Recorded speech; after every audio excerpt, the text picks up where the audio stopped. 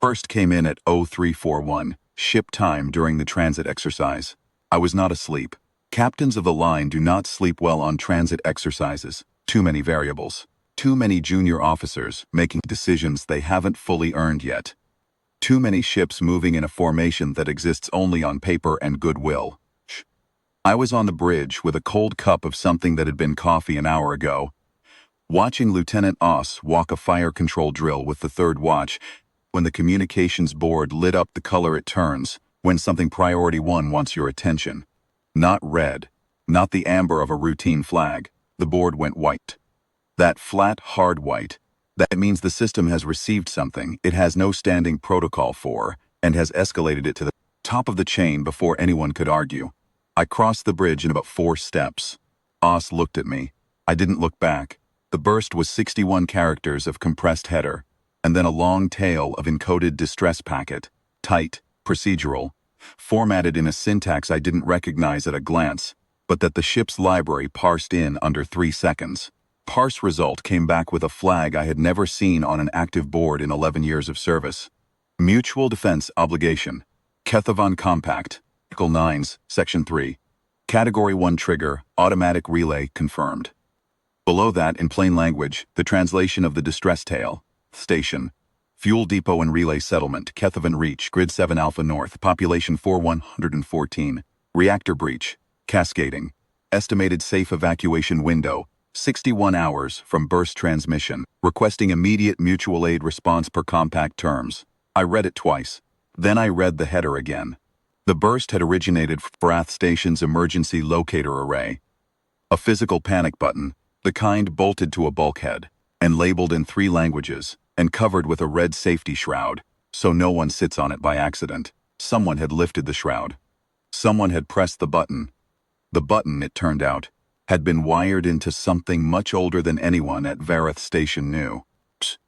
I pulled up the Kethavan compact on the secondary display while I was still reading the burst. The file was not easy to find. It lived in a subsection of the treaty archive. Under Historical Instruments, Inactive Review Pending, which was the library's way of flagging something.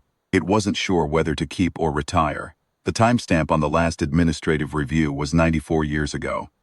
The compact itself was 180 years old. Article 9, Section 3 was 4 sentences.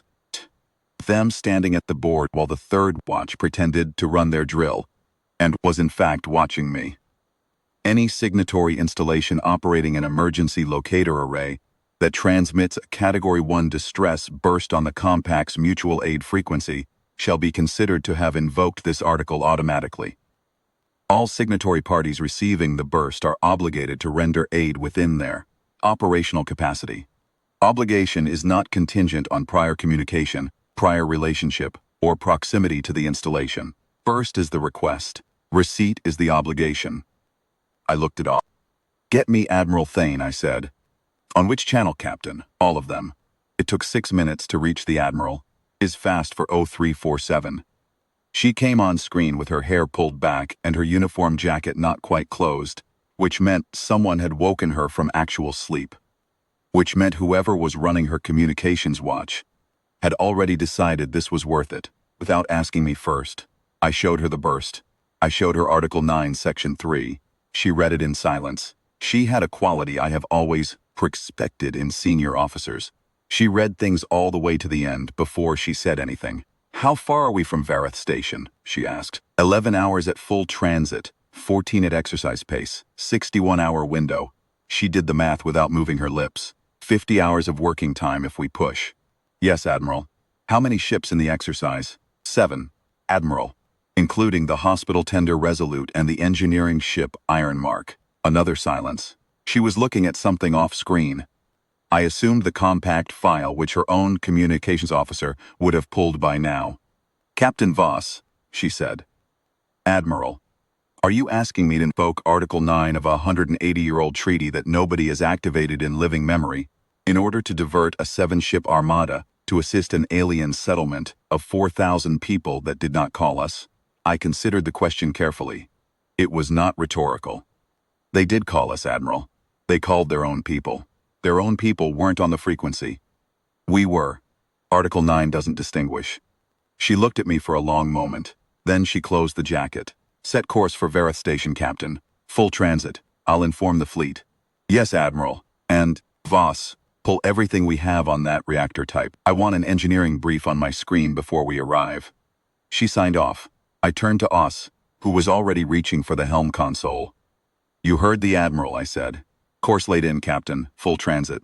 Then go. We had 11 hours.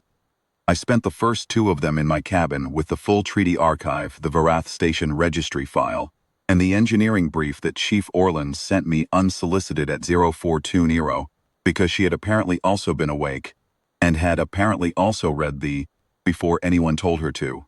Her brief was good. I read it 3 times. The reactor type at Varath Station was a Kethavan Series 7 pressurized void core. Not a design we built, not a design we serviced routinely, but a design our engineering archive had files on, because 60 years ago there had been a joint technical exchange, and someone had had the foresight to log everything.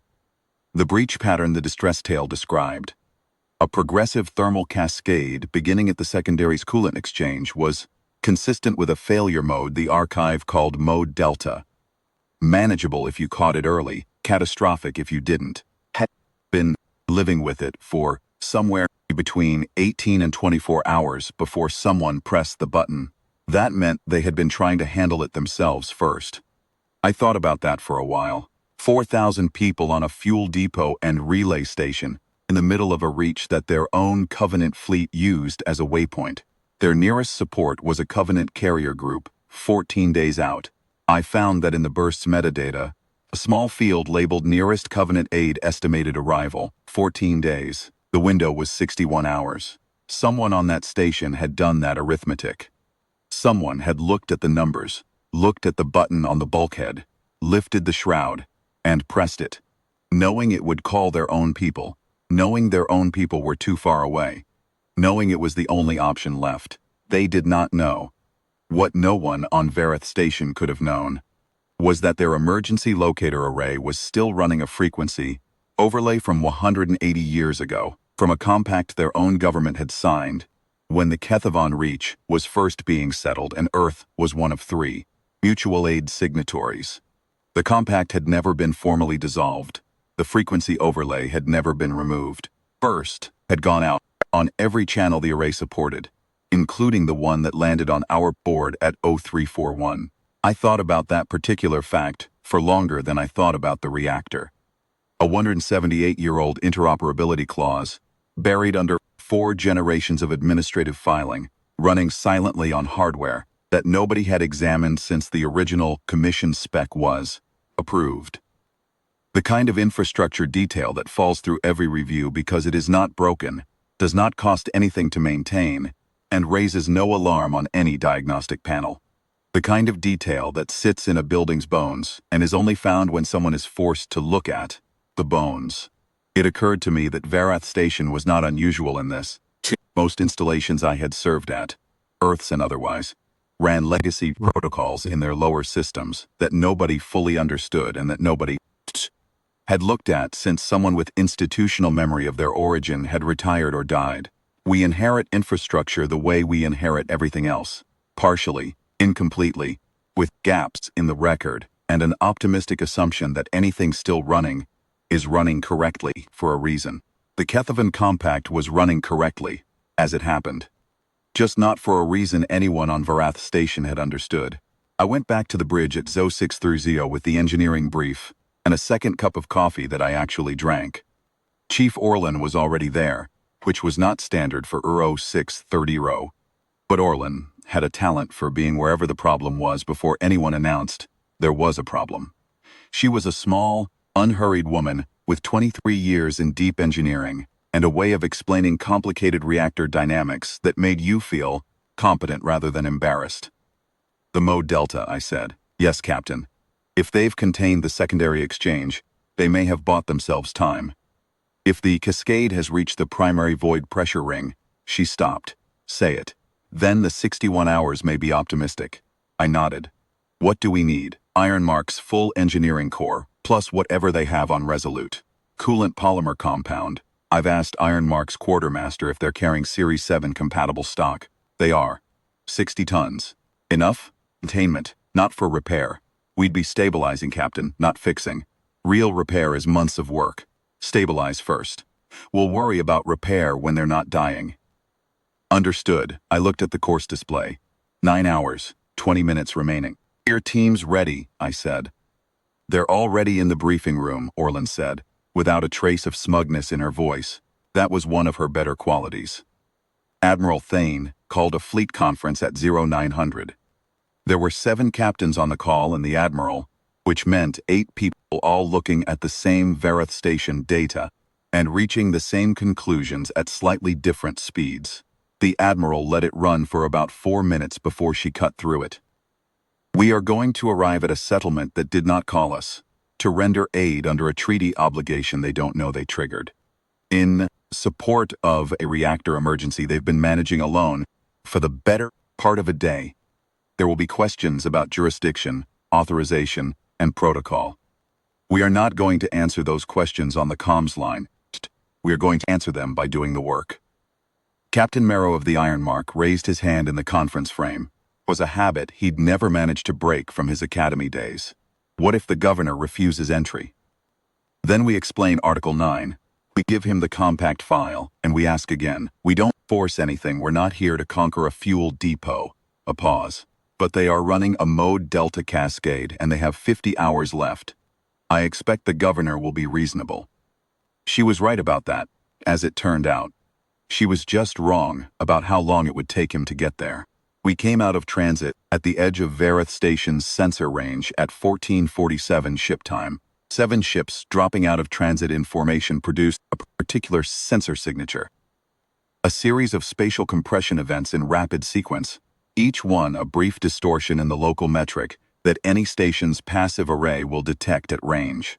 On our side of the transit, it announces us clearly, and without ambiguity. Something large just arrived, and it arrived deliberately, and it is not alone. I watched the formation settle on the tactical display as each ship confirmed transit completion. The steadfast Margin in the lead, the warship Ardent Claws to port, the patrol ship Heronau to starboard, the engineering vessel Ironmark and the supply ship Caldwell 8 in the second rank, and the hospital tender Resolute with its escort frigate in the rear. 7 ships in an approach formation designed for exactly this. Not combat, not demonstration, but present signed. That says, we are here and we mean what we said, and there are enough of us to do the work. The station resolved on our forward screens as we closed. A mid-tier settlement, sexagonal hub and spoke construction, 6 habitat rings radiating from a central processing core, the fuel storage tanks arranged in a long cluster off the eastern ring like a string of large dark beads. It was not a beautiful installation.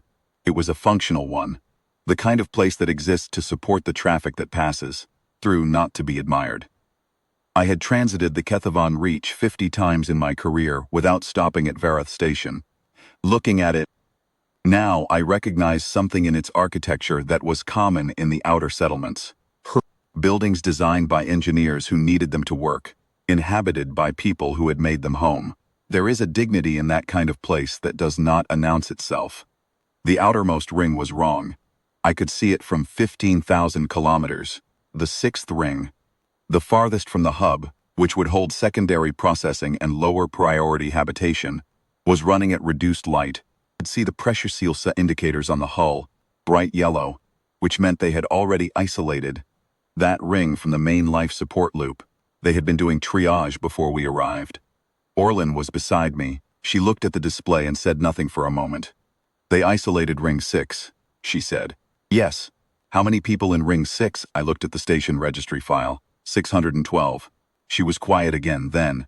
We need to talk to them before we dock. I was already opening the comms channel. The response took 40 seconds, long enough that I noticed it. Then a face appeared on screen that I did not expect. The man was tall by the proportions of his people, the broad secondary jaw structure and the gray-green coloring of the Kethavan lowland lineage, and he was wearing a governor's service sash that ripped at the left shoulder seam and stained with something I chose not to examine. He was not sitting. He was standing at a console with both hands on its edge, and his eyes, when they found the camera, Went through several things in rapid sequence that I've since tried to put in order. Recognition that a ship was hailing him. Fusion about which ship. Recognition that it was a human ship. Deeper confusion. And then something that was not quite panic and not quite relief, but was somewhere in the difficult territory between them.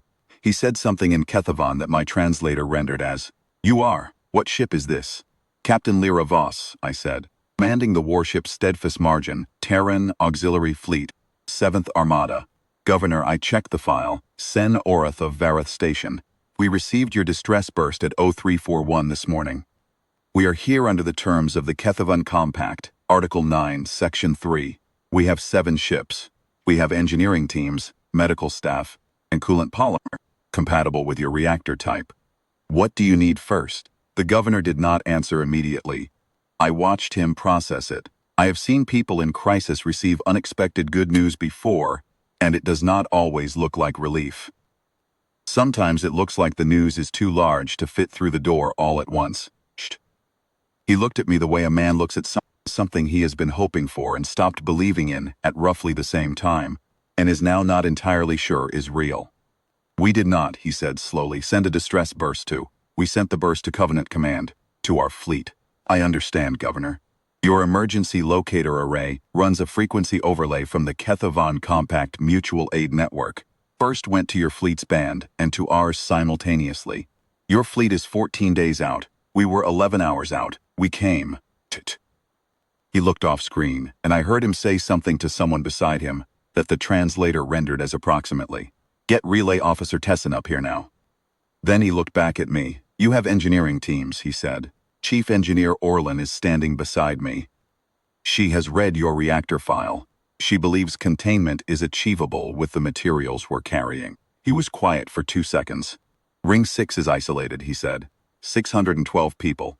We moved them to the Interior Habitation Core 2 hours ago. The ring itself is. The secondary exchange is in Ring 6. Could not keep people near it. The 612 are safe? For now. Yes, then that's where we start, I said. Request permission to dock engineering teams at Junction Port Alpha 3 and begin reactor assessment. He looked at me for a moment longer. He was doing something behind his eyes that I could not quite read. Not the translator's limitation, just the limitation of being a different kind of creature entirely. One who had spent the last 20-something hours watching a reactor eat its way toward the place where the numbers ran out, and was now being told that someone had come, and that the someone was us. "Permission granted," Sen Orath said. "Captain, yes, Governor. How many ships did you say?" 7. Psst. He made a sound that the translator declined to render and looked off screen again.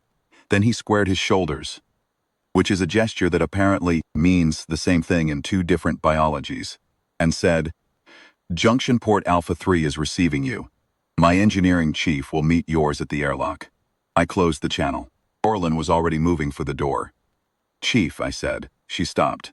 "The 612 in the interior core. Get a medical team in there to check them before you touch the reactor." She nodded once, and left at a pace slightly faster than she normally walked, for Orlin was the equivalent of running.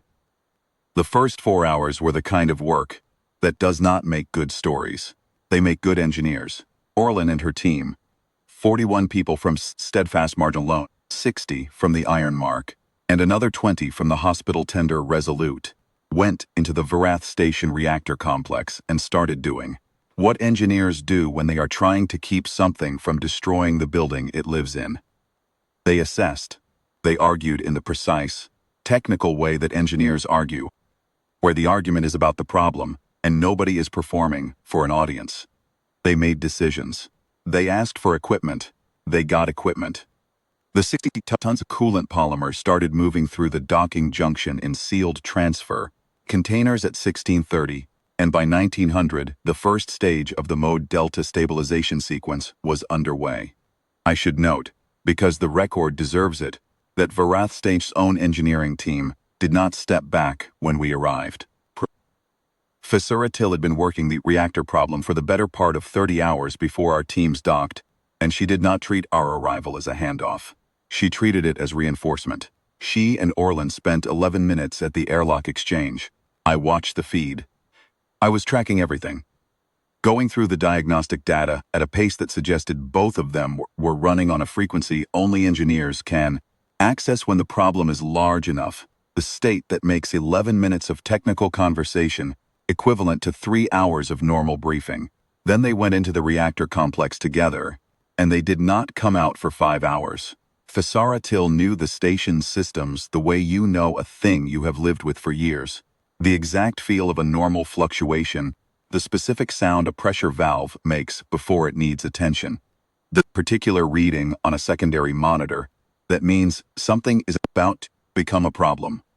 Orlan knew the mode delta failure mode from the archive files and from 3 prior operations on similar reactor classes. Together, they were better than either of them alone, which is the most useful thing that can happen when engineers from different systems agree on a problem. I did not see any of that personally. I was on the bridge, and I was handling the other half of the arrival. Varath Station had a population of 4,114 people and a local security force of about 60, and the arrival of 7 unfamiliar warships, even warships that had come to help, was not a simple thing to absorb. There were comms from station residents asking what was happening. There was a delegation from the station's civilian oversight board that wanted to speak to someone with authority, which I satisfied by connecting them to Admiral Thane, who handled civilian delegations with a patience I have always found slightly supernatural.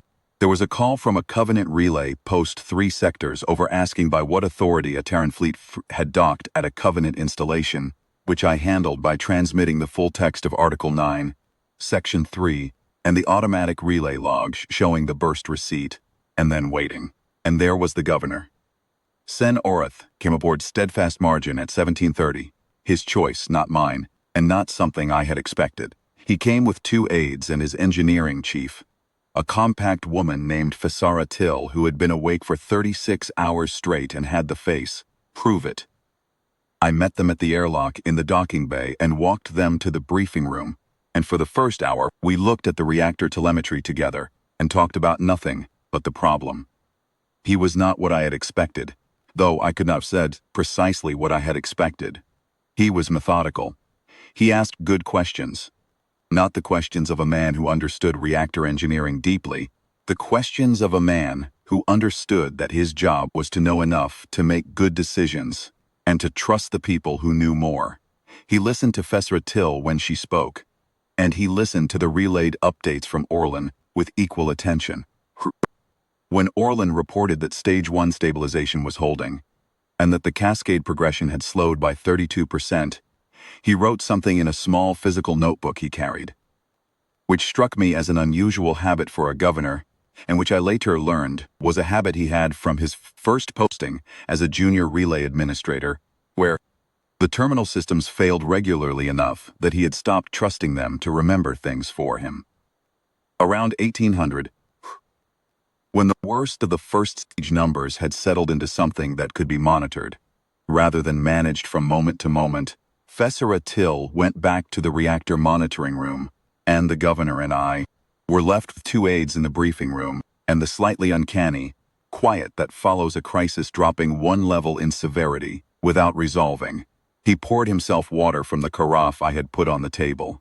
He offered me some first, which was a courtesy I had not expected, and I accepted it. "How long have you been stationed in this reach?" he asked. "I'm not stationed here," I said. "The 7th Armada runs transit exercises through the reach quarterly. We were in the middle of one when the burst arrived. A transit exercise." He considered this 7 ships.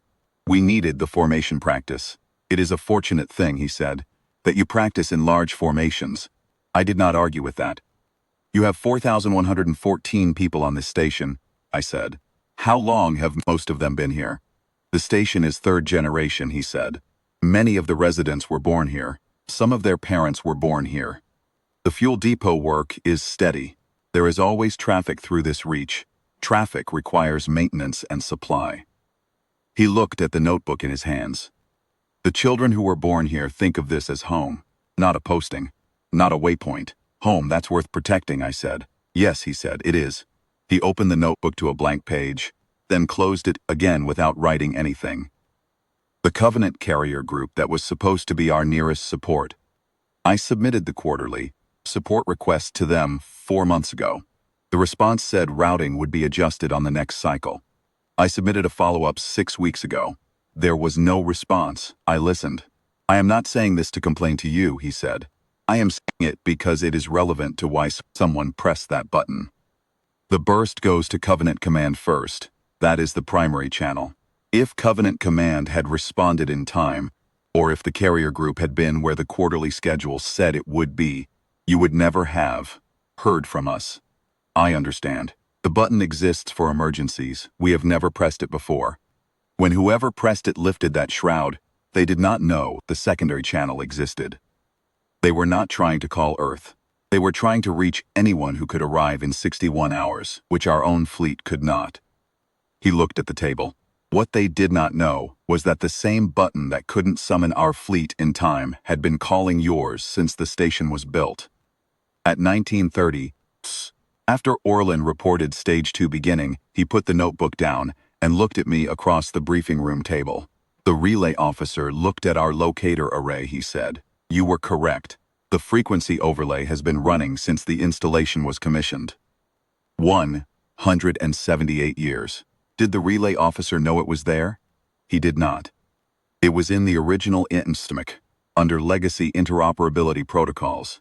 It was never removed. No one in the last 4 generations of relay staff had looked at the original spec. He was quiet for a moment. We built this station on infrastructure we did not fully understand. That's not unusual, I said. It resulted in a distress burst being received by a species we did not intend to call. It resulted in 7 ships arriving in time to help. He looked at me, not with the translator confusion face, with something more settled. Your treaty obligation is real, he said. I have read Article 9 now. I understand the mechanism. But, Captain, Article 9 does not require 7 ships. It requires response within operational capacity. You have a hospital tender and an engineering ship. You could have sent those 2 and considered the obligation met. I had thought about that, somewhere between the transit and the arrival. I had a clean answer for it. The burst was Category 1, I said. Category 1 is your highest tier. We don't scale a Category 1 response down, because the math says we could get away with fewer ships. We respond to what you sent. He wrote something in the notebook. 4,000 people, he said. We have 4,000 people on this station. I know. Our fleet is 14 days out, I know. He did not say what that arithmetic meant. He did not need to. We both knew what a 14-day response time against a 61-hour window added up to. I saw him decide, in the space of about 3 seconds, not to say it out loud, which I respected. What is the status of Ring 6, he asked instead. The ring is stable. Life support is isolated from the main loop, but the ring's independent system is holding. We have a team assessing structural integrity of the outer pressure seal. I paused. Chief, Orlin believes the ring can be reconnected to the main loop once the reactor is stabilized. The damage to the secondary exchange hardware is significant. The ring may need partial reconstruction before it's fully habitable again, but the structure is sound. The people who were quartered in Ring 6 are in the interior core. I have a medical team with them. No casualties as of the last report. He made a note. 612 people displaced, he said. The interior core has capacity for them for approximately 30 days before overcrowding becomes a health issue. Then we'll try to have Ring 6 reconnectable before we leave. He looked up. You intend to stay. Until the reactor is stabilized and the ring is reconnected, yes. After that, I gestured at the space around us, meaning the fleet, the admiral, treaty machinery that had brought us here. After that is above my pay grade, Governor. That's for Admiral Thane and whatever your government decides to do about Article 9. I'm being live. He made another note. Then he closed the notebook and looked at me with an expression I can only describe as the face of a man who has found solid ground after a long time in water. Captain Voss, he said, I want to ask you a question, and I want you to know I am not asking it as a complaint or a challenge. I am asking it because I want to understand. Go ahead. Why did you come? Not under the treaty. I understand the treaty. You could have transmitted the obligation notice and asked for acknowledgement. You could have sent a courier. Lawful ways to respond to an Article 9 trigger. that do not involve diverting a 7-ship armada from a transit exercise. Why did you come personally, all of you? I thought about this for a moment.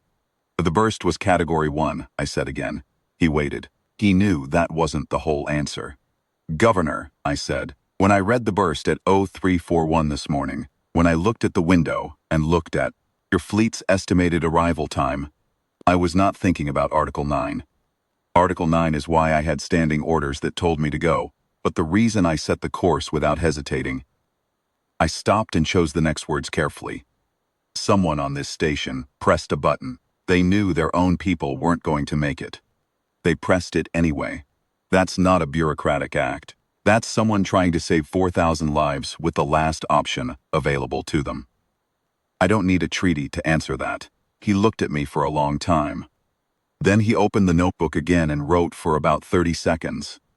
I did not ask him what he wrote. Shh. The crisis point came at 2:30 the following morning. Orlin called me on the personal channel she used only for things she needed me to know before the bridge did. Stage 2 is holding, she said, but the primary void pressure ring has a hairline fracture I didn't see in the initial assessment. The mode delta got further into the primary structure than the telemetry was showing. The sensors in that section were offline. Founded on physical inspection.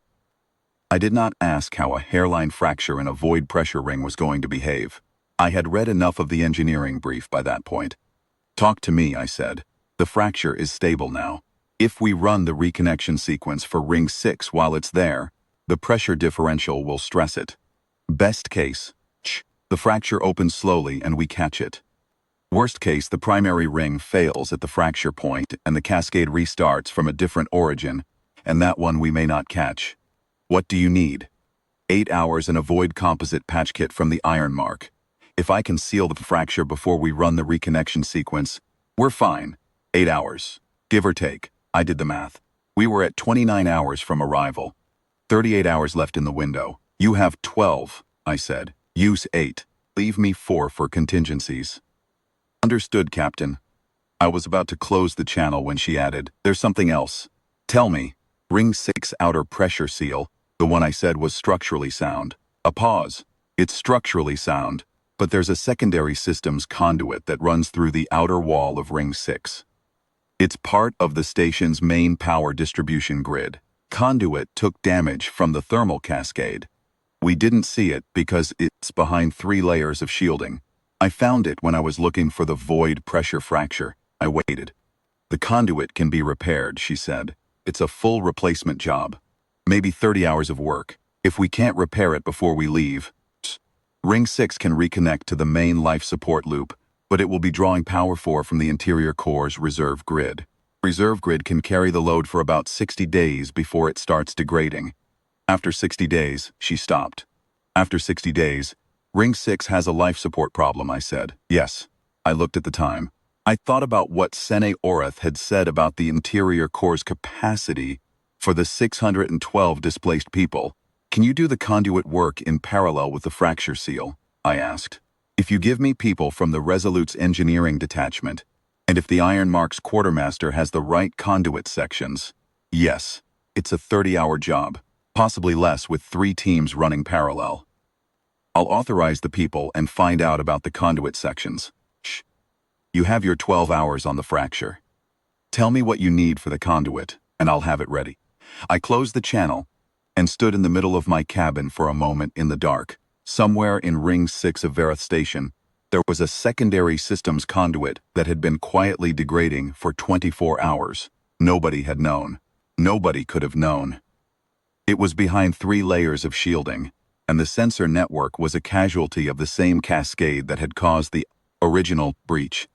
The conduit was the kind of problem that didn't announce itself. It just waited. I thought about the 4,000 people on that station. I thought about the 612 in the interior core. I thought about the 30-day overcrowding window and the 60-day power reserve window, and about the Covenant fleet that was still 13.5 days away.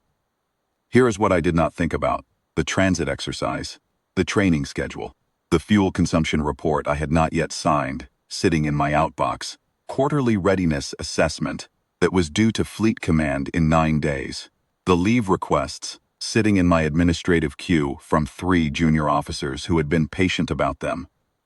None of those things existed, in that moment, in any way that felt real. What felt real was 612 people in an overcrowded interior core, a conduit degrading behind a wall that no diagnostic had flagged because the diagnostics were broken. A window of 30 days before overcrowding became a health problem, and 60 days before the power grid began to fail, 18.5 days before the Covenant fleet arrived. The math was not complicated. I opened the channel to Admiral Thane. She was awake. She had been awake, I think, for most of the night. There was a quality to her alertness at 245 that was not the alertness of someone just roused. The alertness of someone who has been watching from a distance and waiting for the call. I gave her Orlan's full report. She listened without interrupting. When I finished, she was quiet for 4 seconds. "What does Orlan need to fix the conduit?" she asked. "People and parts. I have a list from her. Send it to Ironmark and Resolute Quartermaster simultaneously. I'll authorize the release. Admiral, the timeline is tight. The fracture seal, the reconnection sequence, the conduit work. We're looking at 48 hours of work in a 38-hour window if we run everything sequentially. Then we don't run it sequentially.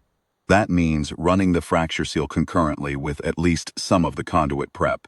If the seal work has an unexpected complication, then we deal with the complication." A pause. "Voss, Admiral, he didn't come here to do half the job."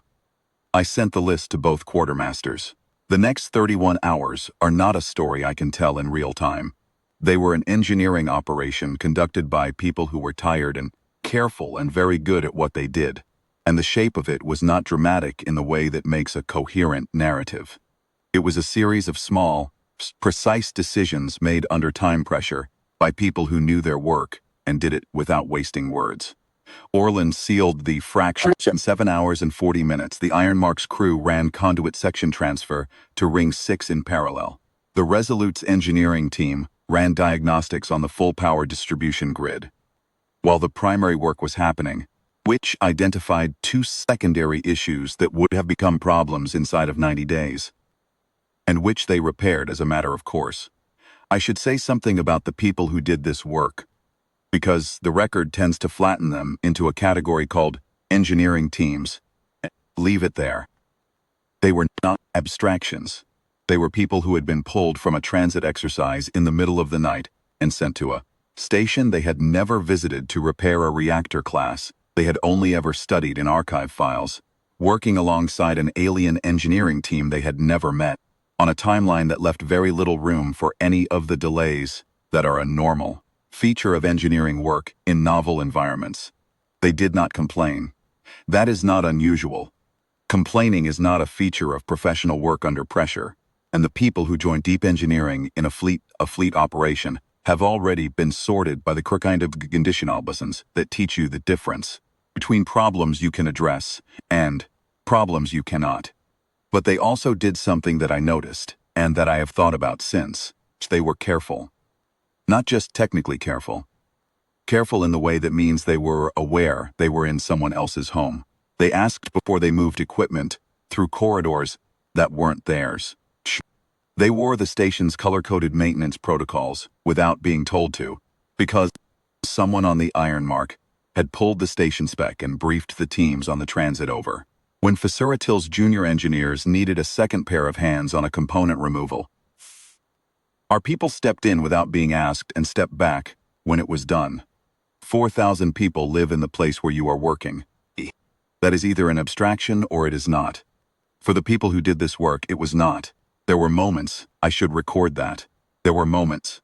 At 1100 on the second day, the Stage 3 stabilization sequence completed and the void pressure ring held. Orlan's voice on the engineering channel was perfectly flat.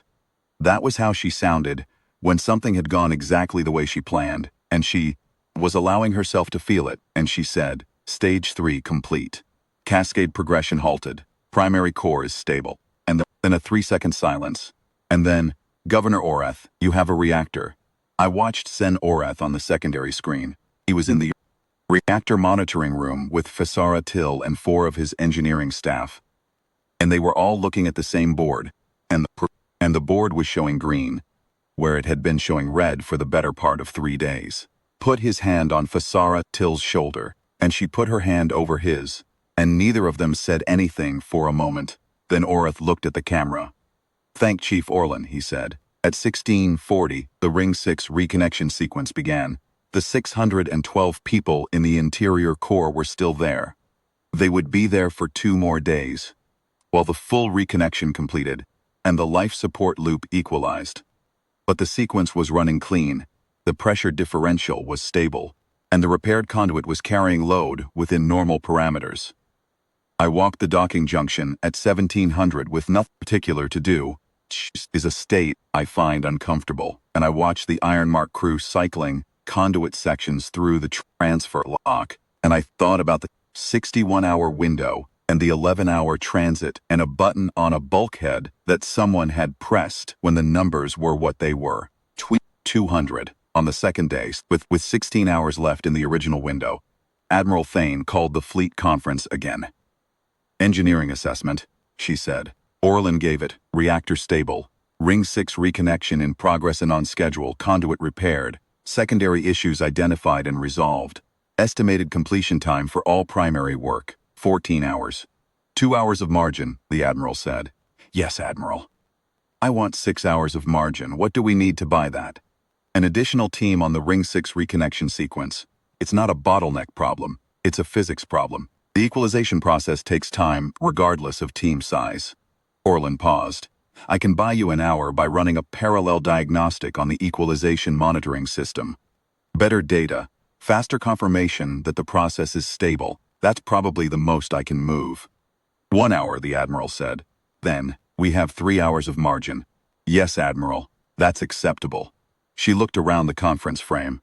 "When Ring 6 reconnection completes, we will document the full operation in the Article 9 activation record and present the formal record to Governor Varath for countersignature. We will then request the Governor's assessment of remaining needs and determine whether any element of the fleet should remain beyond the primary operation." "Questions?" Captain Merrow of the Ironmark had his hand up again. "What about the Covenant? They haven't responded to the Article 9 transmission." "Their relay post acknowledged receipt," the Admiral said. "A formal response from Covenant Command is above our pay grade and above this operation. We did our job. What they do with the information is their choice." She said it without inflection. It landed in the silence the way a stone lands in still water, and nobody said anything for a moment. The Ring 6 reconnection sequence completed at 11:47 on the third day was 49 minutes before the original window closed. I was on the bridge when Orlan confirmed it. Clean equalization. Life support loop reestablished. All 6 habitat sections in Ring 6 returning to normal atmospheric parameters. The 612 people in the interior core began moving back to their quarters over the following 6 hours, in an organized, tired, relieved shuffle that I watched on the station's internal feed because Sen Orath had shared it with us, and I think he wanted us to see it. At 1400, I went to the briefing room where the Governor was waiting with Varath Till and 2 aides, and Admiral Thane joined by Holo from the Resolute, and we completed the Article 9 formal record. It was a procedural document. It recorded the burst transmission, the receipt time, the mechanism of automatic relay, the responding units, the nature of the aid rendered, and the outcome. It had a section for the responding party's countersignature, and a section for the installation's countersignature. Both sections had a line for the date. Sen Orath read the full document before he signed it. He was quiet for a long time after he finished reading. Then he picked up the stylus. A physical stylus, which matched the physical notebook, told me something about who he was. And he signed in the installation section. He passed the document to Varath Till, signed as engineering witness. He passed it to one aide, who signed as administrative witness. Then he slid it back across the table. "Captain," he said. "Governor, the document says he found the line.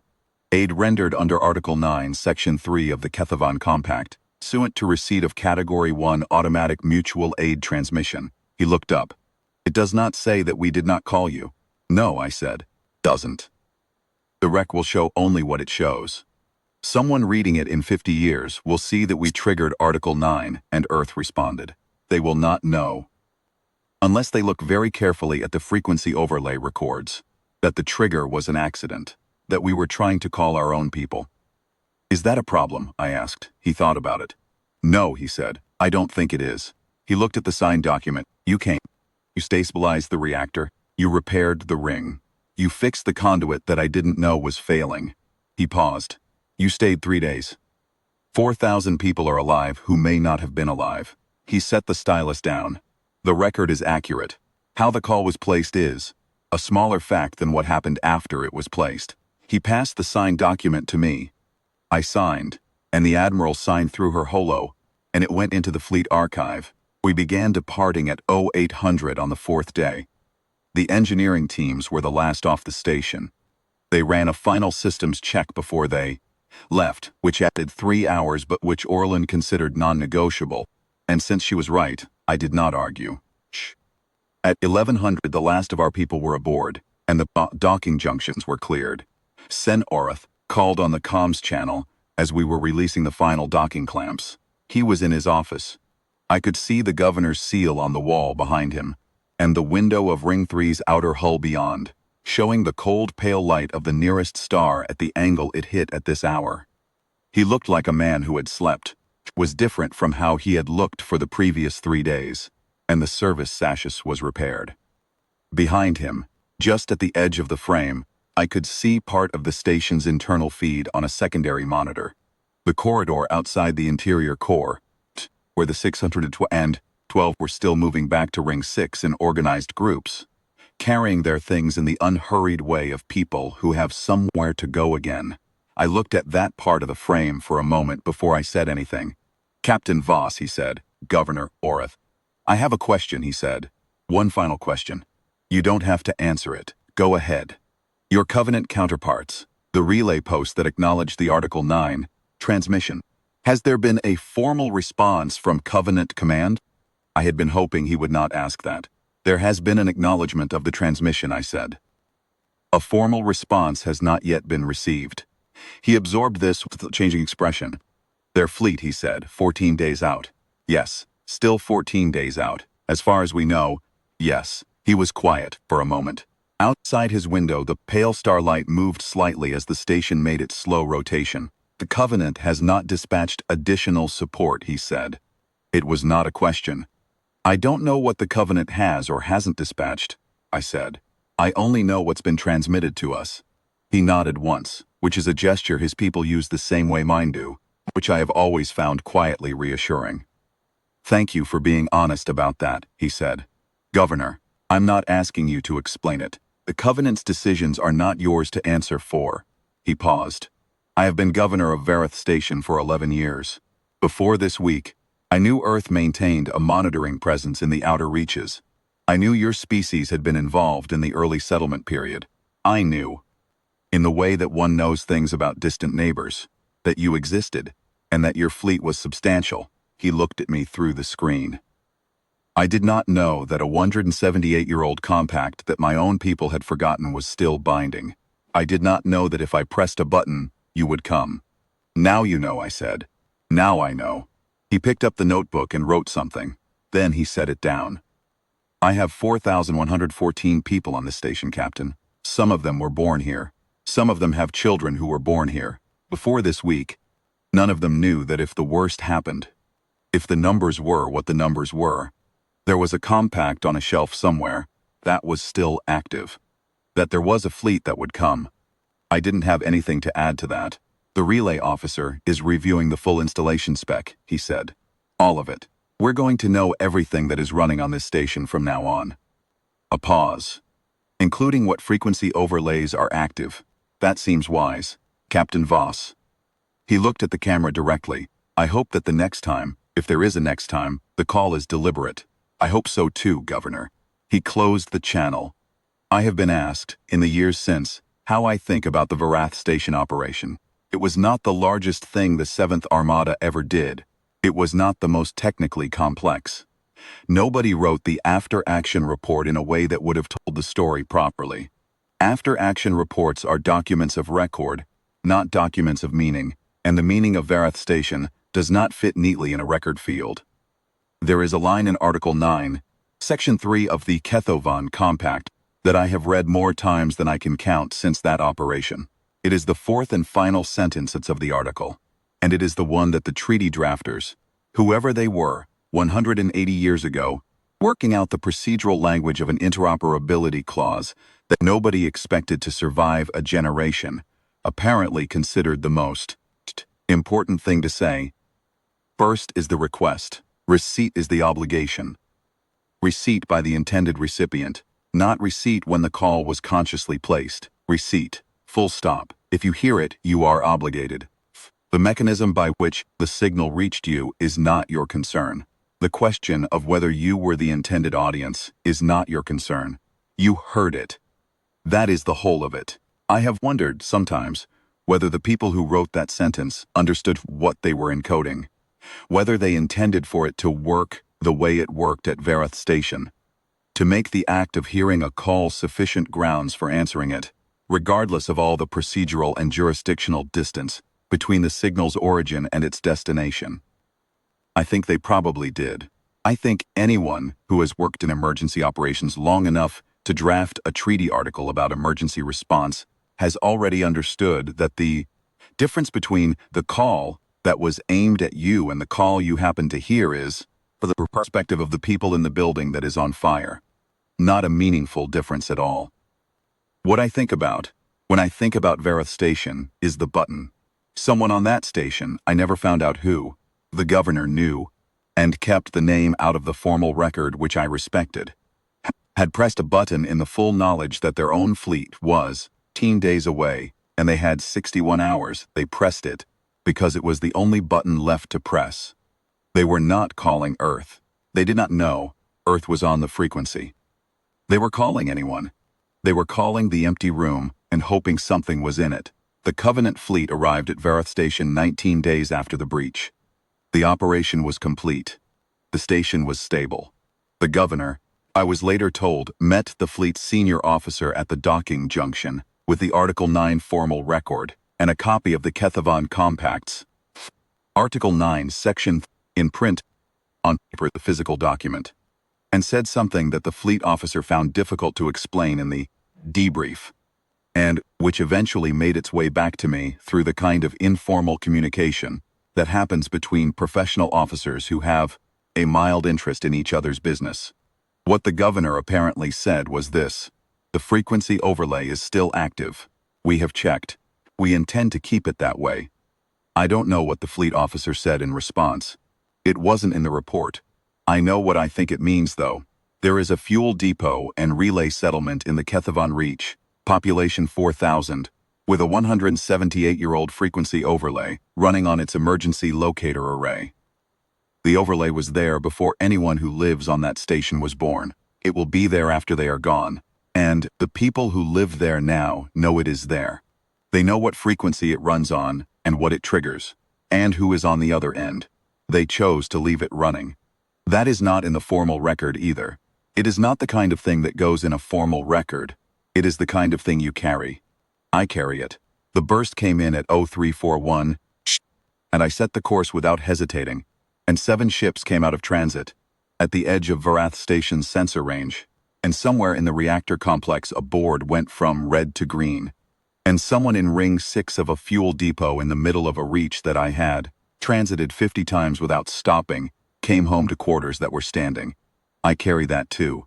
Somewhere in my desk, behind the duty logs and the quarterly reports, there is a physical notebook page, a copy, sent through the formal diplomatic exchange that followed the Article 9 activation. The governor sent it himself, which is not standard practice, and there was no cover note explaining it. It is the page he was writing on during our briefing room conversation on the first night. I have read the Kethovan script well enough to work through it with the translator's help. It says, asked why she came, all of them, 7 ships. Said, Article 9, then said, someone pressed a button and tried to save 4,000 lives. Did not need a treaty for that. Must remember this. Must remember what it means that there is a species in this reach who reads a distress burst and, teased, does not ask whether the call was meant for them. That is all it says. I keep it behind the duty logs. I have never needed to read it twice to remember what it says.